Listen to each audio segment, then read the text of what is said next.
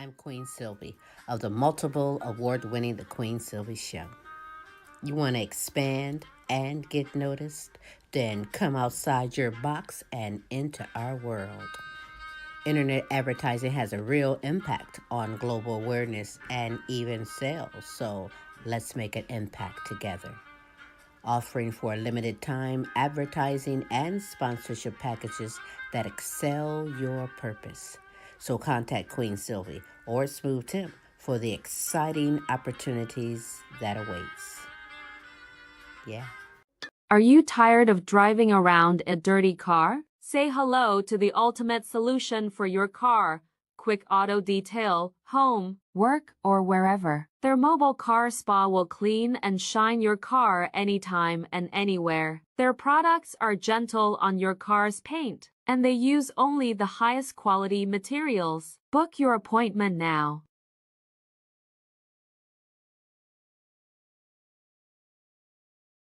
Hey kids, how would you like to hear this on the screen instead of the great show you came to see?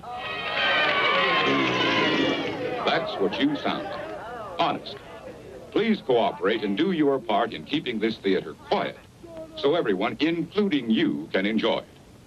Remember, lots of adults and kids, too, paid admission to enjoy the show. We must insist on absolute quiet.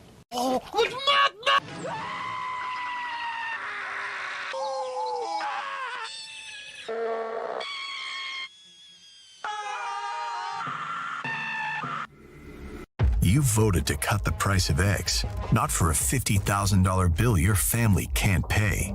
You voted to cut the price of gas, not to have mom or dad thrown out of nursing home care. You voted for a stronger economy, not to close over 300 hospitals in farm states. But Congress voted to put the burden on you, to put your family and your finances at risk, to put seniors out in the streets. It's no exaggeration.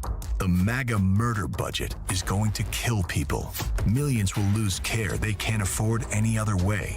People with diabetes, kidney disease, cancer, Alzheimer's. $800 billion in Medicaid cuts to pay for a tax cut for Elon Musk. It's not about Republicans or Democrats now. It's about right and wrong. Tell your senator, this is wrong. Ladies and gentlemen, may I have your attention, please? It's time for the final countdown. The show starts in 10, 9, 8, 7, 6, 5, 4, 3, 2, 1. Let's rock. Hey, what is happening, everybody? And thank you for dropping by and spending another Wednesday hump day with me on Tim's Tidbits. Certainly is a pleasure to bring you a episode tonight. I want you to notice the new swag that we got. Thank you to my son-in-law from Easily Does It All. You can get your apparel there too, as a matter of fact. Anyhow, yeah, all kinds of things going on. Today actually was a beautiful, beautiful day in Ohio. 85 degrees, got out a little bit earlier today, did some fishing with my son down on the river, and that's always pleasant to get out there and do a little R&R and something about that. You don't even have to catch a fish. Get your relaxation on and just put some of this stuff that we're going to talk about tonight in our hip pocket for just a little bit. Anyhow, hey, again, quick shout-outs before we get to the start of the show. To those who tuned in last week from the United States, the United Kingdom, Canada, Mexico, Germany, Poland, Africa, Ireland, France, and Australia. Thank you guys for tuning on in. It is greatly, greatly appreciated. Thank you so very much. Right, guys. Thank you, guys.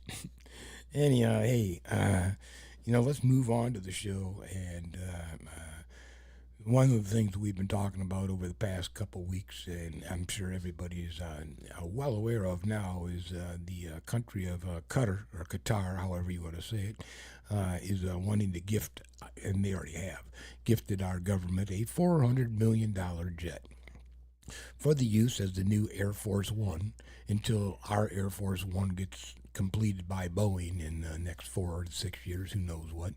But in any regards, that $400 million jet that's gifted to us from Qatar has been received apparently by the military, and they're going to do the renovations that'll be necessary, and that's going to cost absolute fortune. That's going to have to be done from tip of the nose to the tail of the plane, and then one never knows what's on there. And in any regards, and then once that's all expired, it goes over to the Trump Library Foundation. So I'm not quite sure how this is all working out for our country. Seems to be going to be costing us a whole lot of money in the end, and it's going to end up in the pocket of Donald when the game's over. So I don't know. But anyhow, apparently he made the insinuation earlier in the talk about this jet that the president of Qatar noticed that he was looking at the jet and offered it to him. But apparently there's more to this drama than we're being told. So I think it's a great gesture from Qatar. I appreciate it very much. I would never be one to turn down that kind of an offer. As if the drama surrounding a replacement or interim Air Force One couldn't get any crazier, it's now been alleged that President Trump's administration had initiated talks regarding the recent transfer of a Qatar-owned luxury 747-8 to the United States. The information is according to multiple sources familiar with the matter. This latest news opposes the widely reported narrative that the Qatari government first reached out to the president to offer the aircraft as a gift to be used as a new interim Air Force One. The arrival of the ex-Qatari operated jumbo jet, commonly referred to as a Flying Palace, stems from Boeing's significant delays in developing the official replacements for the aged 747-200 jets, officially designated VC-25As. These decades-old aircraft currently serve as Air Force One. Mr. Trump has unquestionably been angered by the continued postponement of the highly modified pair of 747-8s or VC-25Bs, which will not be delivered for at least another 2 years. 4 sources familiar with the negotiations regarding the Qatari jumbo jet suggested the Trump administration inquired about taking the aircraft first, rather than Qatar deciding to gift the plane.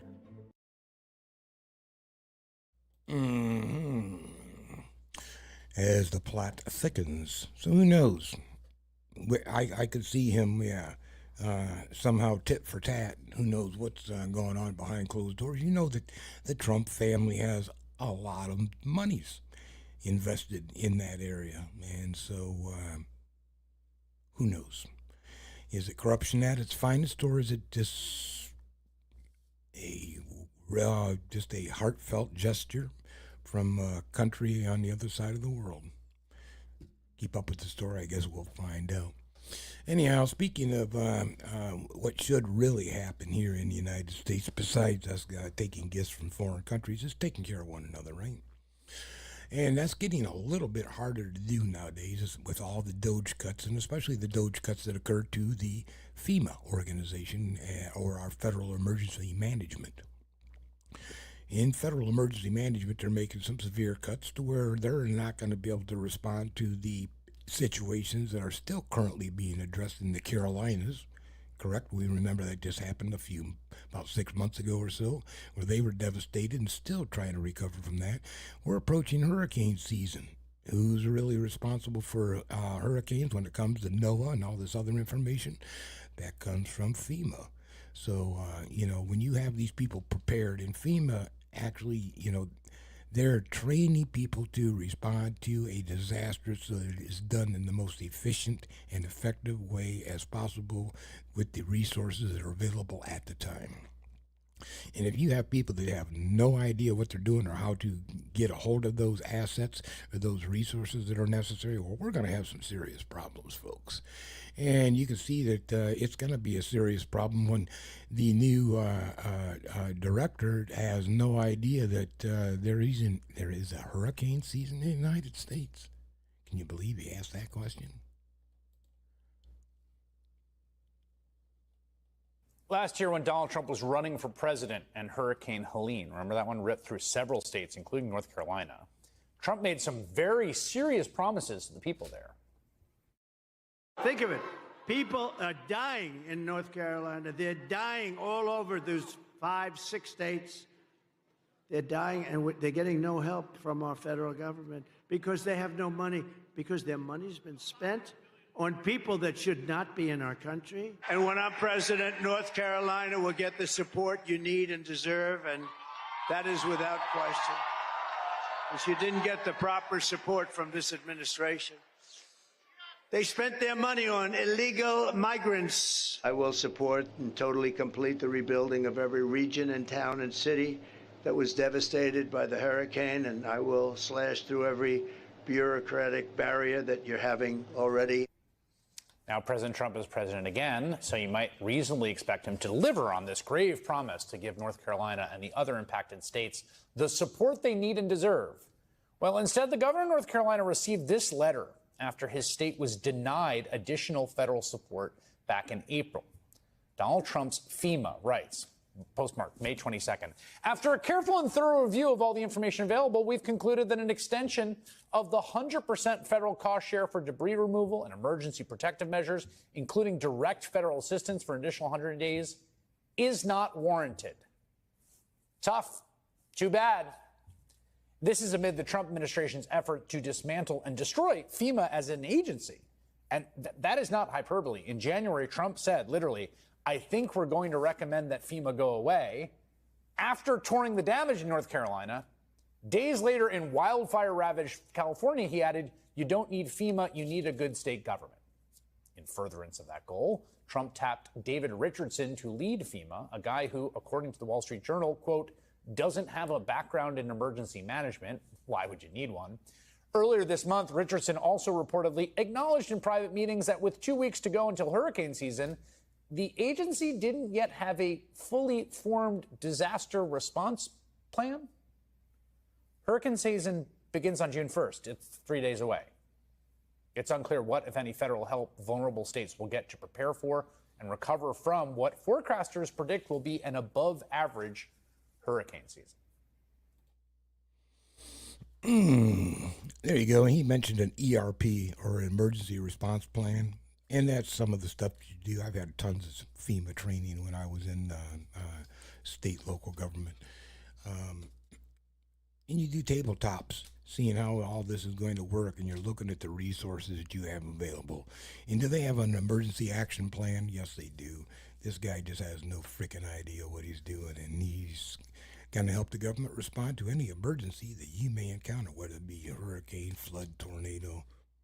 Apparently, if you live in the Carolinas, you're on your own. It's up to the state to help you out.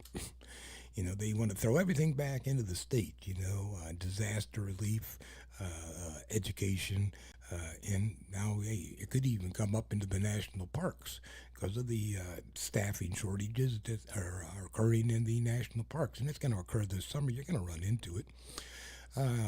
Long lines trying to get in. Maybe there could be availability of maintenance workers to take care of the grounds, i.e. the toilets and litter, stuff like this. Who knows? But this is a huge deep cut that's going to affect you a little bit this summer should you decide to visit one of our many national parks that they're talking about. Even maybe we should send those back to the state, save the government a little money. If your summer plans include a trip to one of this country's 63 national parks, brace yourself for long lines, dirty bathrooms, and overflowing trash cans. We are just days away from peak season, and employees and park advocates say the Trump administration's cuts have put parks in crisis, hampering key services and forcing the closure of iconic destinations. The National Parks Conservation Association says the administration slashed 13% of park staff in just the last 5 months, even as tourism surges, with a record 331 million visitors to park sites last year. Joining us now, Colorado Democratic Senator and member of the Energy and Natural Resources Committee, John Hickenlooper, who is joining us from Estes Park. And, I mean, that backdrop is not to be believed. So, Senator, your state is home to one of the 5 most popular national parks in the country, Rocky Mountain, and many others, I should say. What are you hearing about the situation in your parks? Well, I think they're going to do everything they can. These are professionals, but they've already lost 13% of staffing, and a lot of that's in Washington and kind of regional district managers, but a lot of it is rank and file as well. And they've lost that already. And in the House budget, their cuts are, another $267 million for park staffing needs. So the culmination, the aggregation of all that together is bad news. I mean, we'll get through it. I think people should go to the parks. For many people, these are cathedrals where we gather and regain our spiritual center. We need that now more than ever for many reasons, but we won't. I mean, I think the bathrooms won't be as clean. I think the organizing crowds and making sure that you don't have people every which way getting in each other's way. The experience won't be quite as good as it was before, but it'll still be amazing. Like places like this, I mean, you can't do any better. And hey, we'll see what happens if it all goes away. What they do how they're going to handle this. They want to make another $267 million cut to the National Park Service, and they're already down 13% of their staffing. So, yeah, you're going to see the effects. It's these little things. But you're going to give huge tax breaks to your buddies that are making multi-millions. This I just fail to understand. I really, truly do fail to understand. But, hang on just a minute. What? Okay, I got some late breaking news. I got to play this clip for you real quick. Breaking news now from Washington, where Vice President J.D. Vance has been hospitalized after the sudden return of his inner hillbilly. After decades in remission, the vice president abruptly began slurring his speech and blowing on a, quote, hootin' jug during the cabinet meeting this morning, alerting those present that something was urgently wrong. Woo-wee! For a bunch of Yankees, y'all got some damn fine hootin' jugs. Somebody call a doctor. I'm gonna catch me a squirrel, teach it to sing all purdy.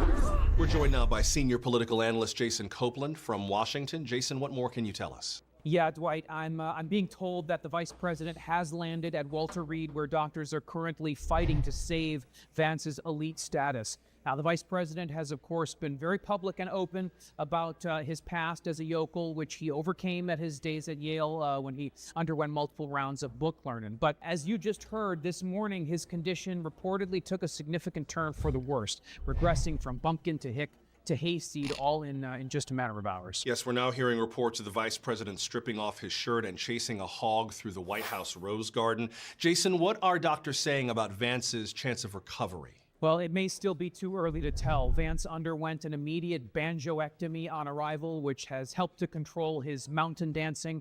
But doctors really won't have a complete picture until they see how Vance responds to the fluids being administered to flush about 8 pounds of gas station Funyuns from his system. These are obviously trying times for the vice president and his kinfolk, but we do have to ask about the political implications here. Yeah, you're right, Dwight. I mean, this is a plowboy that's one heartbeat away from the presidency, and that would, of course, now fall to House Speaker Mike Johnson, who, let's be frank, has his own history of playing the spoons and eating mud bugs down in the swamplands of Louisiana. But look, Dwight, no matter what side of the aisle you're on right now, your thoughts have got to be with the vice president. I mean, this is a terrible disease. Big buck teeth can make it nearly impossible to speak. Severe pain from catching catfish with your bare hands. I really wouldn't wish this on my worst enemy. A truly horrific illness. And has President Trump made any comment on Vance's condition? No. All right. Thank you, Jason. Coming up next, a new study on the benefits of breastfeeding. Hear why it could make your children better at suckling later in life. Thoughts are going out to JD with his hillbillyology that he obviously is suffering from. We hope he gets over that. Anyhow, hey, let's move on. And we do know, and it was announced today on the news, they were talking about next year they're going to stop making the penny because it costs way too much money to make. 3.5 cents, I think, to make a penny. We'll see it in this clip that's coming up. But in any regards, now it's time to maybe think about, should I be collecting old pennies, old wheat pennies? Start keeping your eye out on the change you got in your pocket. It may be worth a lot more than a penny. Of course, we can't melt it down, right?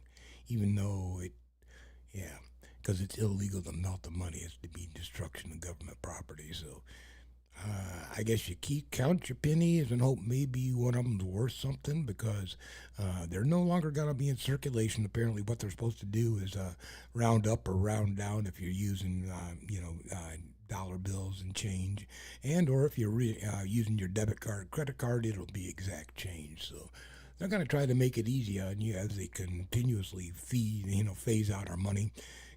Who knows what's next? Maybe the nickel, dime, dollar. Maybe we'll just go completely to electronic money, or, oh yeah, that's right. Trump is heavily invested in that too, isn't he? The cyber money. Who knows? But anyhow, let's say goodbye to the penny. Once there's not enough pennies left to use in everyday cash transactions, businesses will need to start rounding up or down to the nearest 5 cents. Cashless transactions will stay at exact change. Ben Soldat has literally millions of coins in his collection. I enjoy it. I really have a passion for the history. I have a passion for the collectability. I enjoy the challenge of, navigating and finding values. A lifetime of collecting turned into a legitimate business. Since 2019, he's run Grand Rapids Coins off 10 Mile Road in Rockford. Coin collecting, the only hobby where you won't go bankrupt and still have money, because you can spend all your money on the collectibles, but they're still worth money. Soldat says he was flooded with interest from collectors starting in February, when President Trump told the Treasury Department to stop producing new pennies. He sold 10 times more pennies than before. Now, after the Treasury Department confirmed that it's officially pulling the plug on the penny, Soldat is expecting more business soon, and he's ready. He says he's got 1 million wheat pennies stacked up in these bags. I think there's going to be a lot of future demand with pennies, but with the penny going away and being available, people are going to want it. That's just human nature. People want what they don't have. The U.S. Mint will stop making pennies early next year after it runs out of the blank templates used to make the coins. Why? Pennies cost more to make than they're worth. Each penny costs over 3 cents to produce. For Soldat, the decision makes sense. I sensed it coming. I think it's long overdue. The penny's lost its place in U.S. commerce, and we can go to doing what other countries are already doing, rounding to the nearest smallest denomination. In our case, that'd be the nickel. One day, the nickel or even the dime could be next. For a man who's all about change, he knows the world is changing. About 80% of transactions are done electronically now, so the change in itself is losing its dominant. So we'll go to cryptocurrency, as I aforementioned, or we'll go to, you're just going to have to use your debit card or whatever means they invent in the future for us to pay for our goods and products that we need. Who knows? Who knows? What a crazy, crazy world we live in, folks. But in any regards, hang on to those pennies. Yeah, a penny may be worth something in the future. One never knows. In any regard, that speaking of how everything has gotten screwed up because they doged everything, or the Department of Government Efficiency, should be the Department of Government Inefficiency the way it's running right now. We've covered in a couple of the stories here with our national parks and what's going to happen with FEMA. Some your Medicare, Medicaid, it's unbelievable what they've done. But in any regards, you can only serve, 120 days, I guess, as an appointment from the president. And it is time for Elon to get on out and see if we can catch this conversation that between Trump and Elon on his way out the door. Thank you for joining this call on short notice, Elon. As you know, we've been restructuring to optimize allocation of resources, eliminate redundancies, and avoid pissing off Stephen Miller. What the hell is going on here? I did at least 5 of those things last week. Your position has been eliminated very strongly. Hand over your badge, your chainsaw, and all the Social Security data. Okay, look, you can keep the chainsaw, but I'm keeping the data. Well, I'm going to hang on to the Teslas then for my presidential library. I guess no one's really buying them these days anyway. Nope. Also, you will be replaced by Bill. Who the fuck is Bill? Is that some new AI? We all know who Bill is. Big, beautiful Bill. Bill will take over from here. Big beautiful Bill is going to take over for Elon if he can get it through the Senate. Yeah, actually, yeah. Well, they got it through the House, and it's sitting in the Senate, and we'll see what adjustments the Senate makes to to Trump's big, beautiful bill before they send it back to the House for final vote and see what happens. Keep your eye on that. And there's another reason for you to contact your representatives and your senators and tell them you'd appreciate them leaving alone your Medicaid, Medicare, some of these other necessities like maybe recreationally. I'd like to go to the national park this summer and maybe enjoy myself, not have to avoid the restrooms because the toilets are overflowing. Unbelievable. Anyhow, hey, let's jump real quick to the other side of the world. And we know that there's still going on, things going on, with over in Gaza.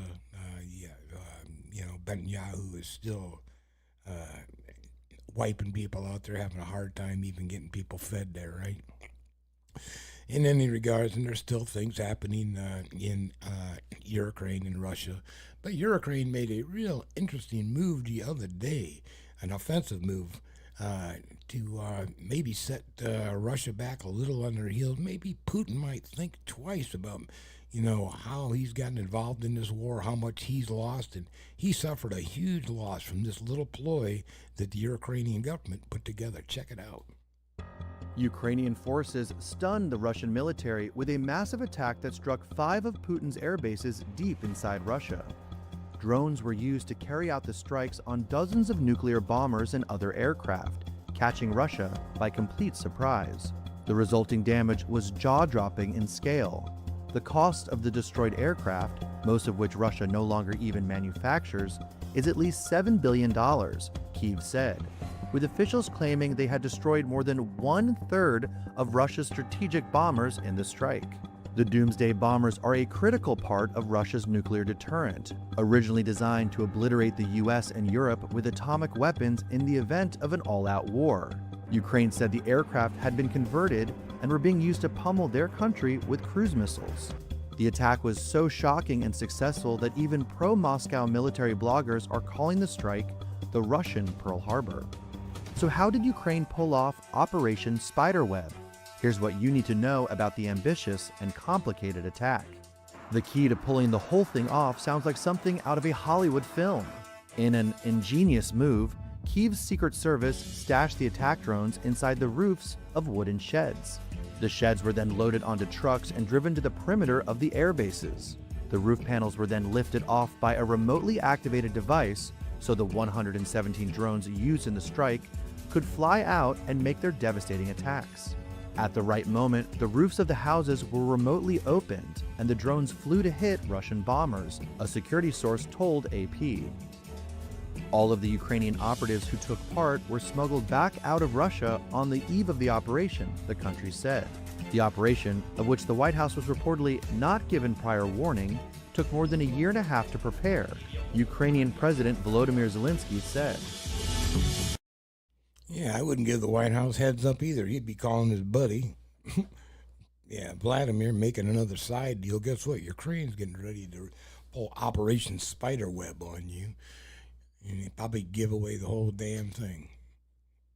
Anyhow, yeah, that is so slick. So they hit him inside the freight cars and then parked the freight cars outside the military bases, and 117 drones, did they say?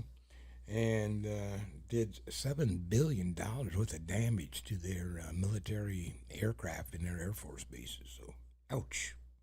That's going to hurt. Anyway, hey, good job, Ukraine. About time, Putin got one this time. Anyhow, speaking of getting one, you know how it is incredible we've seen on TV, especially during the pandemic time. People walking out of stores blatantly with goods in their arms, just walking the hell out, past security, not giving a shit one way and or the other. But some stores have had enough is enough. They got to put their foot down. They're losing too much inventory. It's costing them way too much money. And then they end up having to pass that cost along to you and I because of the loss of goods, loss of inventory. But there is one company that's trying to do something about it. That's Home Depot. Check out the new technology that they are employing. I think I've also seen this technology employed at our local Kroger's, as a matter of fact. Check it out. The outbreak of brazen smash and grab robberies and shoplifting is showing no sign of stopping, but some stores are taking extreme measures to stop would-be thieves in their tracks, literally. Lisa Guerrero has details. This is not a warehouse. It's a home that cops say was jammed with more than $1 million in shoplifted power tools. And this video shows a line of cops emptying out a storage unit filled with goods they say were stolen from Home Depot. So these aren't your typical shoplifters, are they? No, this is not petty shoplifting. This is organized retail crime. Retail giants like Home Depot are fed up with the shoplifting spree sweeping the nation. They're fighting back as never before. Home Depot's Christina Cornell gave me an exclusive look at the company's latest crime-fighting technology. So what's to stop me from taking this cart, loading it up, and running out the door with it? And Lisa, that's a common tactic that we see that a lot of thieves use, but what we're really excited about is we're rolling out technology that if you were to try and roll this out of the store, the wheels on this cart would lock. The wheels on the cart will lock? Yes, we know that this is probably going to catch a lot of bad guys. Expensive items are getting locked, and there are more surveillance cameras in the aisles. Smile, you're being recorded. And if a shoplifter runs out with a stolen power tool, good luck. In a lot of our stores we're piloting right now some state-of-the-art technology that uses Bluetooth so that if you don't pay for this, if you don't scan it and go through the register, it won't even turn on. You're kidding me. We want people to know that the value in this is in its ability to work. And if it's not even going to work, it's not worth stealing. It's just a heavy box. So thieves, beware. Big box stores like Home Depot are saying enough is enough. Interesting. Yeah, Bluetooth technology that you can't even turn the equipment on if they don't scan it. They'll probably figure out a way around that, but still it makes it a little bit more difficult for the thief, along with the locking carts. That's what I was referring to. We have at our local Kroger's. You can't walk out. The carts will lock up with the front wheels. But in any regards, yeah, you make it as difficult as possible for people are still going to steal. It's kind of like having a lock on your door or bars on your windows. It's a deterrent, and it makes a person think about it. Maybe I'll go someplace else because this ain't going to be so damn easy to pull off. And that's all you want to do. You want to detour. You're not going to prevent. Trust me on that one. But hey, let's move on to detour and prevent. And maybe this is something that we should prevent from going on. I think I told you last week, it was on the show last Wednesday. You can catch up on it if you go to the website, www.thequeensilvershow.com. You can catch up on all the past shows. But in any regards, we had a little conversation about a AI program, a new AI program that refused to shut down.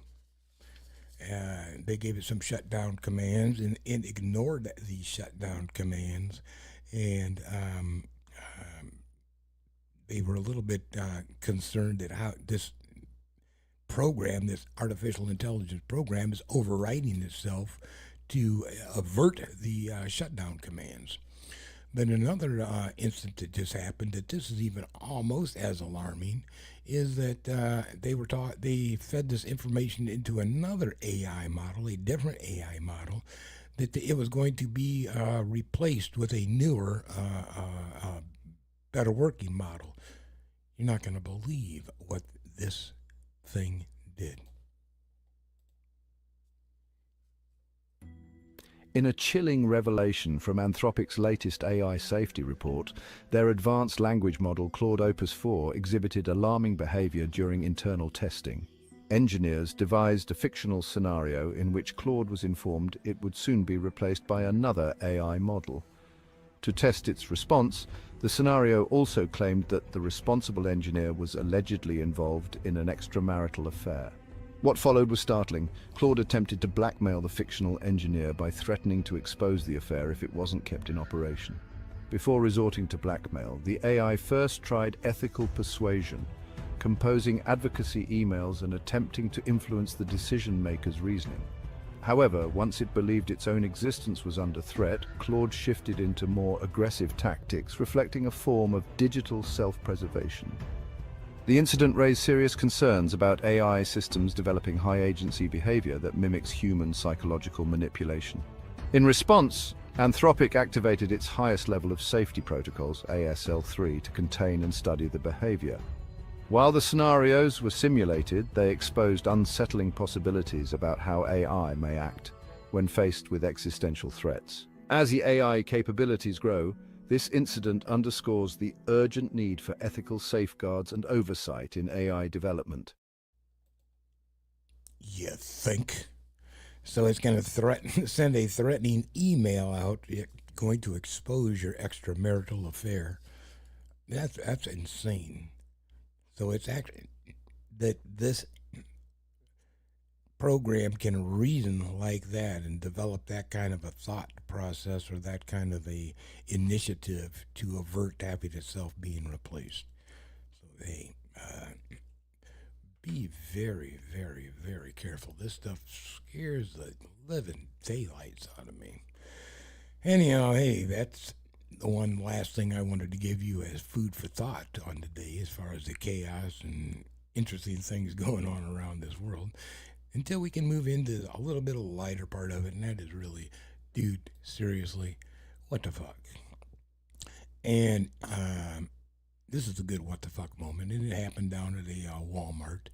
And the what the fuck moment comes from a woman who simply wanted to buy a slushie. When Ann Flores left her mother-in-law's funeral last September, all she wanted was to repeat their favorite routine. She always wanted to stop and get one of those slushies, as she said. From here, the Walmart neighborhood market in Cedar Hill. But instead of spending the $1.06 for a special memory, the cost was more than she expected. That day has changed my life. Surveillance video from inside the store show Ann buying her slushie. There's no audio to confirm what was said, but you can see Ann put her money on the counter. She says, pick it up and put it in my hand. That's when Ann says she started to leave. She tells us the cashier began shouting racial slurs. Videos show the cashier stopping her at the door, grabbing the drink, and giving Ann's money back. And then this. Blindsided.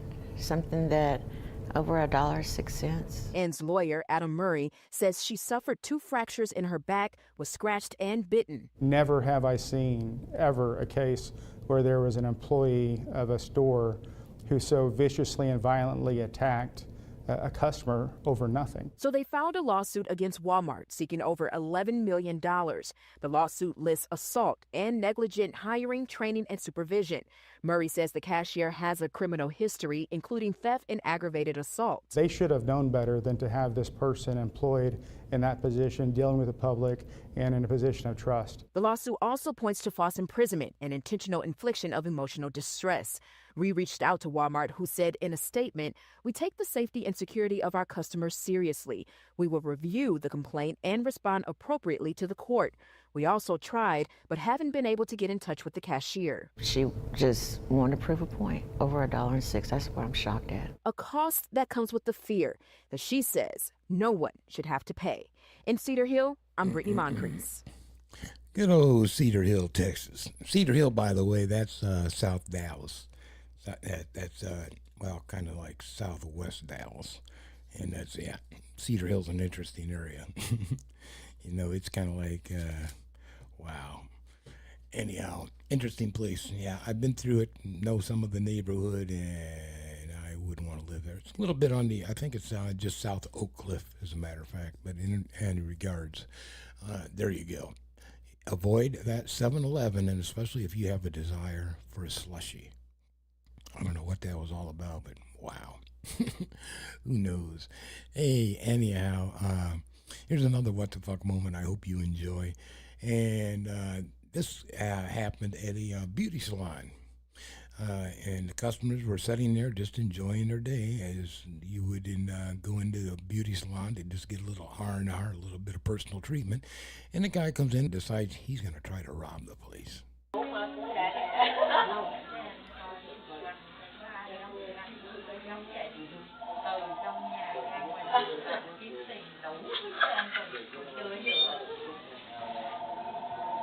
Everybody get down! Give me all your money! It's got the boxes! Give me all your money! Get down! Where's the money? Give me the money! Where's the money?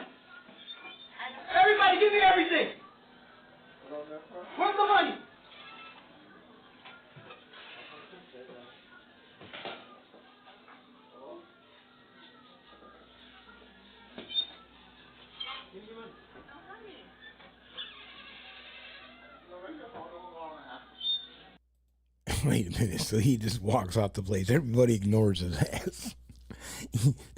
He was real threatening when everybody just kind of looked at him like, get the fuck out of my face. That was hilarious. Anyhow, no, he needs to go home and practice his routine just a little bit. He is not good as a stick-up man. Just totally blew it. Anyhow, let's move on to the final part of the show I like to present is my asshole of the week. And it goes to a senator out of Iowa, Senator Impf, I guess you would say, E-M-S-T, Impf. Anyhow, and she was at a town hall in which she got asked a little bit about the Medicare, Medicaid costs, and, you know, how it's going to affect us Americans. And she had quite an astounding answer that you need to hear. So when you are arguing about illegals that are receiving Medicaid benefits, 1.4 million, 1.4, they are not eligible. So they will be coming off. So people are not, well, we all are going to die. So for heaven's sakes.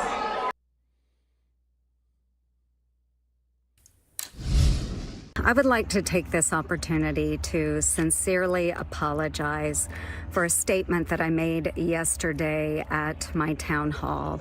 I made an incorrect assumption that everyone in the auditorium understood that, yes, we are all going to perish from this earth. So I apologize. And I'm really, really glad that I did not have to bring up the subject of the tooth fairy as well. There you go. That was her form of an apology. Yeah. Well, people are going to die. Too bad. You know, yeah, they're on Medicare. They're on Medicaid. And, yeah, it's necessary. But, hey, you know, people die. You know. And then they get smart ass like that, say I'm not going to bring up the subject of the tooth fairy to these people. Sad, sad. These are the people we have representing us. These are the people that you need to make a change coming up in November, folks. If they've got that kind of attitude, I don't care, Republican, Democrat, Independent, Nationalist, Socialist, Federalist, whatever the hell tag they got on them, if they give a shit about you, that's what's important. And apparently we have a whole lot of people in government that are very self-serving, because the trickle-down effect is we really don't get the treatment that we should be getting when we go to our national parks, when we need medical assistance, if we need financial assistance. They're taking all that away from a person that is in the lower income level. So be interesting to see. Take away the vaccine, take away their money, let them die off. It kind of reminds you of the Scrooge thing, right? The world would be better off without them. Crazy. No, the world would not be better off without you. You are important. You are necessary in this world, and you make a difference in this world. Everybody has a significant purpose in this world, and it's up to you to figure out what that is and make it a success. But in any regards, hey, I am out of here. I'm going to leave you with a little cartoon video and a little ditty song, actually, on the way out also. But I want you to enjoy the rest of your Wednesday evening, going into the weekend. Enjoy your weekend. It's going to be a beautiful weekend. Get out there and do a little something and enjoy yourself, okay? And until next Wednesday, we'll see you. Have a great one. Bye. Folks, there's a lot of dishonest folks out there, fake news media, and these nasty Democrats. They're using this new acronym. They're calling it TACO, T-A-C-O. Trump always chickens out. Can you believe that? It's fake news. It's very disrespectful. Also racist to tacos, frankly. And let me tell you, folks, let me tell you, I don't chicken out, okay? I'm the opposite of a chicken. I'm like a steak. I'm very masculine. You don't mess with steak. I don't chicken out of anything. Not when I threatened Mexico with tariffs and then didn't do it. That was a strategic retreat like Napoleon. It was actually very smart. And I didn't chicken out when I said I'd shut down TikTok, because then it kept going. because China respects me, okay? Then they said, please. I said, okay. I said, okay. And then I said I'd fire Fauci. And then I didn't. I chickened out. I drifted away courageously. Big difference. You should look this. It's kind of like the weave. Look it up. And I didn't chicken out when I promised to repeal Obamacare. One day, one day. Every day my president was just one day. Just a long one day. Look, some people say I chickened out testifying under oath, but let me tell you something. Would a chicken have bone spurs, huh? I don't think so. That in January 6th, I didn't chicken out. I just walked away like a hero, from a thing I kind of started. And this costume, I'm not because I'm a taco. It's because tacos are strong, tough. You ever bite into a hard shell without breaking it everywhere? It's brutal. It's very strong food. Melania's like, sir. And I'm like, yes, Melania. And she's like, sir, you forgot your dentures. I'm like, oh, shit, I need mine. And then she's like, sir, here's your dimensions. I'm like, what? Huh? What was I talking about? Oh, yeah, it's hard-shell tacos. Really tough. Really tough. It's very brutal, very strong border food. So no, I don't chicken out. I strategically delayed till the heat dies down, and then I could pretend it never happened. It's called The Art of Retreating, folks. I wrote a book of, wait, what's my book called? Millennia?